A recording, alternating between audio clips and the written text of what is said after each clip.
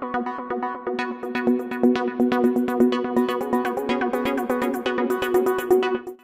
Is Vivo Y12s 2020 সালের 16 November launch করা হয় ফোনটিকে। তবে আমাদের দেশে এসে পৌঁছেছে অল্প কয়েকদিন হলো। এই ফোনটির সমস্ত খুঁটিনাটি বিষয় নিয়ে আমি বাবুল হাসান আছি আপনাদের সাথে। আপনারা দেখছেন আমাদের প্রিয় চ্যানেল টেক হ্যান্ডেল টেকনোলজি।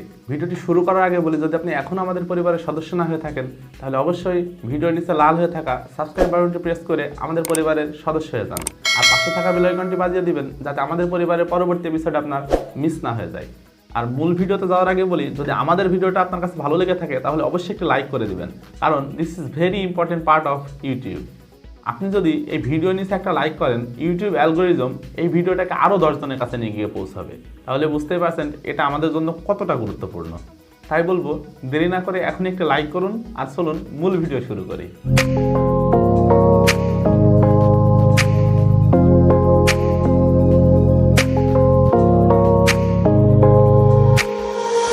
এত ঝুট ঝামেলা শেষ করে এবার কাজের কথায় আসে। এই ফোনটি কিনতে হলে আপনাকে গুনতে হবে 12,990 টাকা, এটা অফিসিয়াল প্রাইস।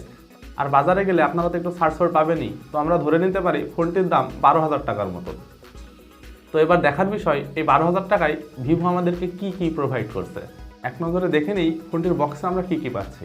ফোনটি আনবক্স করলে প্রথমে আমরা দেখতে পাচ্ছি আমাদের সেই কাঙ্ক্ষিত ডিভাইস ভিভো Y12s, আছে চার্জার, ইউএসবি কেবল, টিপিইউ কেস এবং লেখাপড়া করার জন্য কিছু কাগজপত্র। অবশ্যই আপনারা লেখাপড়া করে দেখবেন পাস করতে পারেন কিনা। এই ফোনটি নিয়ে কথা বলতে গেলে প্রথমেই আসে এর ডিজাইন। এই বাজেটে এই ফোনটির মেন কি সেলিং পয়েন্টই হচ্ছে এর ডিজাইন। বিশেষ করে রেয়ার বাটের ডিজাইনটি চোখে পড়ার মতো। এই ডিজাইনটি অবশ্যই আপনাকে প্রিমিয়াম ফিল দিবে। ফোনটির ব্যাক প্যানেল প্লাস্টিক বিল্ড হলেও গ্লসি ফিনিশের কারণে লুকলাইট গ্লাস বলেই মনে হচ্ছে। আর এই রকম বাজেটে এই রকম বিল্ড কোয়ালিটি অন্য কোনো কোম্পানি দিচ্ছে বলে আমার জানা নেই। ডিজাইন এবং বিল্ড কোয়ালিটির জন্য অবশ্যই ভিভোকে একটা থামস আপ। এবারে কথা বলা যাক এর ডিসপ্লে নিয়ে। এই ফোনটির ডিসপ্লেতে ব্যবহার করা হয়েছে 6.51 ইঞ্চি IPS LCD প্যানেল। আর এটি একটি ওয়াটার ড্রপ নচযুক্ত ডিসপ্লে, যেখানে ব্যবহার করা হয়েছে HD+ রেজলিউশন। দেওয়া হয়েছে 270 ppi পিক্সেল ডেন্সিটি। 12,000 টাকায় আমার কাছে মনে হয় ঠিকঠাকই আছে ভিভো Y12s এর ডিসপ্লে। এবারে ফোনটির পারফরমেন্স নিয়ে কথা বলি। এই ফোনটিতে অপারেটিং সিস্টেম হিসেবে থাকছে Android 10 বেসড ফান্টাস 11। আর আপনারা অনেকেই জানেন ভিভোর ফান্টাস OS একটু হেভি হয়, কারণ ফিচার দিয়ে ঠাসা থাকে এই অপারেটিং সিস্টেম। তবে এটি ব্যবহার করতে মোটামুটি ভালোই লাগে, কারণ এতে আইফোনের ফিল পাওয়া যায়। ফোনটিতে চিপসেট হিসেবে রয়েছে MediaTek Helio P35, যেটা 12 ন্যানোমিটার টেকনোলজি বিল্ড একটি প্রসেসর। এটা কিন্তু একটি অক্টাকোর প্রসেসর, আর এতে ক্লক স্পিড পাওয়া যাবে 2.3 GHz। সেই সাথে জিপিইউ রয়েছে পাওয়ার VR GE8320। ফোনটি বাজারে পাওয়া যাচ্ছে একটি ভেরিয়েন্টে 3GB 32GB, যেখানে স্টোরেজ টাইপ হিসাবে রয়েছে eMMC 5.1। ফোনটিতে ডেডিকেটেড SD কার্ড স্লট ব্যবহার করা হয়েছে, যেখানে ব্যবহার করা যাবে 2টি সিম এবং একটি মেমোরি কার্ড। এবারে যদি ফোনটির ক্যামেরা নিয়ে কথা বলি, তাহলে রেয়ার পার্টে ব্যবহার করা হয়েছে ডুয়াল ক্যামেরা সেটআপ, যার প্রথম ক্যামেরাটি 13 মেগাপিক্সেল প্রাইমারি সেন্সর এবং দ্বিতীয় ক্যামেরাটি 2 মেগাপিক্সেল একটি ডেপথ সেন্সর। এবং প্রাইমারি সেন্সরের অ্যাপারচার হিসেবে রয়েছে f1.8, যেটা বাজেট অনুযায়ী বেশ ভালো কিছুই বলবো আমি, কারণ অ্যাপারচার f1.8 এর 13 মেগাপিক্সেল ক্যামেরার পিকচার কোয়ালিটি বেশ ভালো হয়।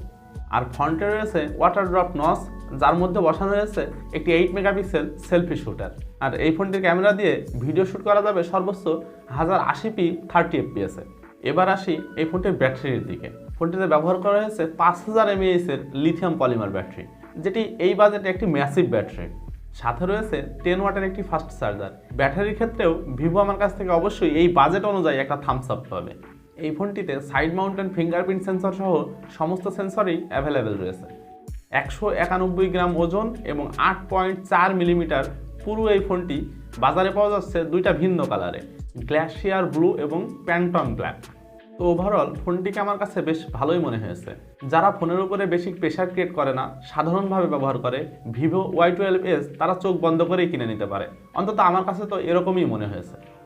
আর 12,000 টাকায় ভিভোর পক্ষ থেকে এরকম একটি স্মার্টফোন অবশ্যই প্রশংসার দাবি রাখে।